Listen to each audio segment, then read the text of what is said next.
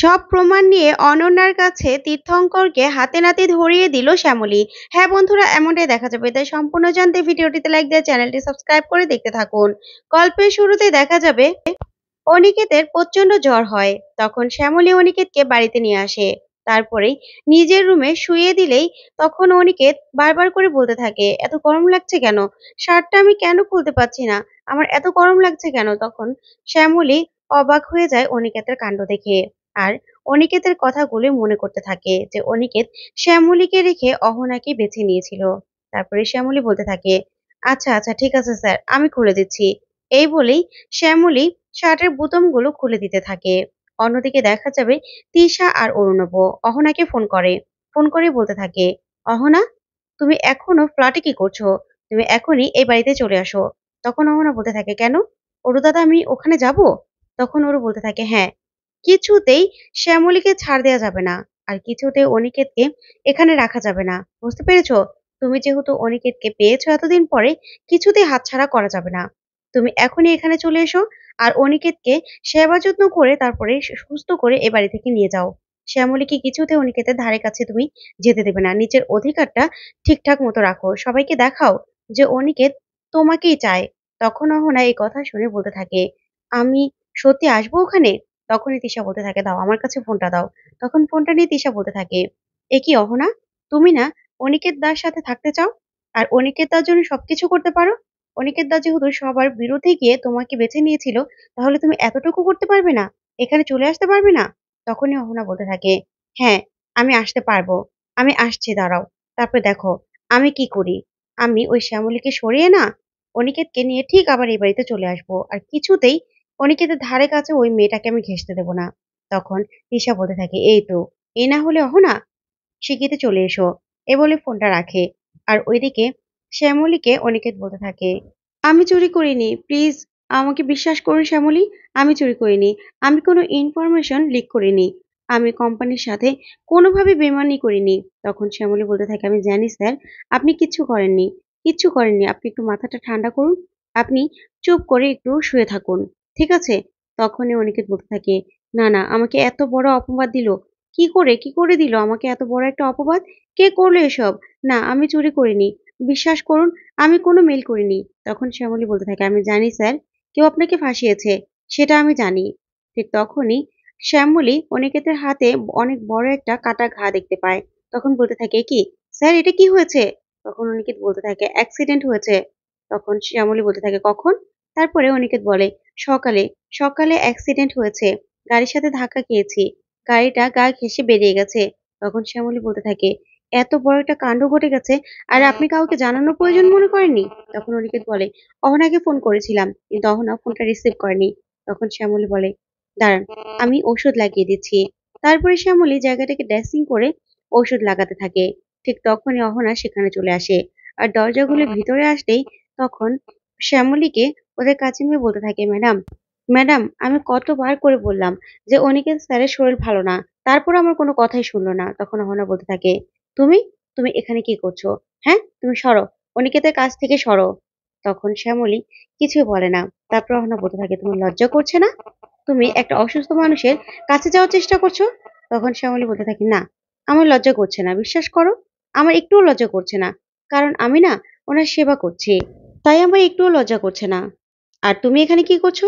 তখন অহনা বলতে থাকে, আমি অনিকেতকে নিয়ে যাব। অনিকেত, ওঠো, ওঠো, ওঠো। তারপরে শ্যামলী বলতে থাকে, দেখো, সিন ক্রিয়েট করবে না, মানুষটা অসুস্থ, এখান থেকে যাও।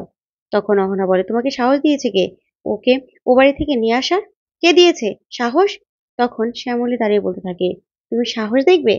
ঠিক তখনই বাড়ির সবাই সেখানে চলে আসে। আর এসেই তখন শ্যামলী অহনাকে বলতে থাকে, আচ্ছা, তোমার নাকি স্যারের প্রতি খুব অধিকার, তাই না?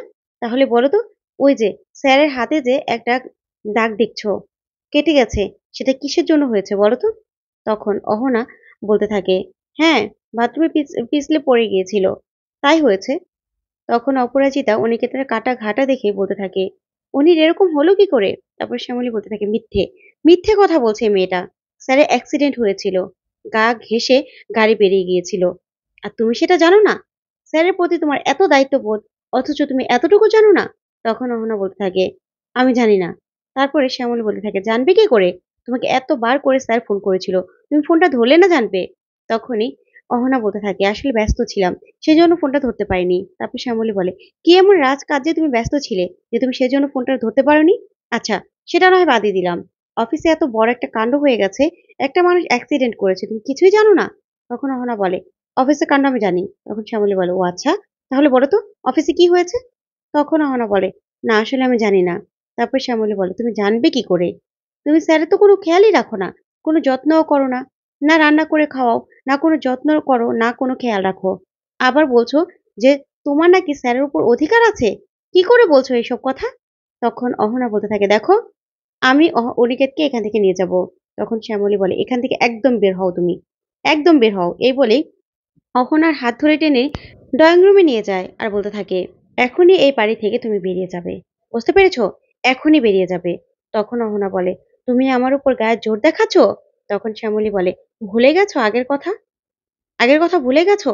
না হলে এখন কিন্তু আবার তুমি আমার গায়ের জোর দেখবে। তখনই এই কথাতেই অহনা পুরো চমকে যায়। তারপরে সবাই সেখানে চলে আসে। তারপরে শ্যামলী বলতে থাকে, স্যার তোমাকে সবার বিরুদ্ধে গিয়ে তোমার সঙ্গে থাকার ডিসিশন নিয়েছে। কিন্তু তুমি স্যারের জন্য কি করেছো? এই পর্যন্ত কি করেছো? কিচ্ছু করতে পারোনি। এই মানুষটাকে একটু শান্তি পর্যন্ত দিতে পারোনি। তুমি আবার বড়, বড় কথা বলছো? এত বড় সাহস তোমাকে কে দিয়েছে? কে দিয়েছে তুমি এই বাড়িতে এসে এরকম করছো? তখন অহনা বলতে থাকে, তোমার অধিকার দিয়েছে কে? তুমি অনিকেতের হয়ে এত বড়, বড় কথা বলছো? তোমাকে কে অধিকার দিয়েছে? তখনই তিশা বলতে থাকে, আচ্ছা শ্যামলী, দাদাভাই অসুস্থ। তুমি এরকম ভাবে অহনার সাথে কথা বলতে পারো না।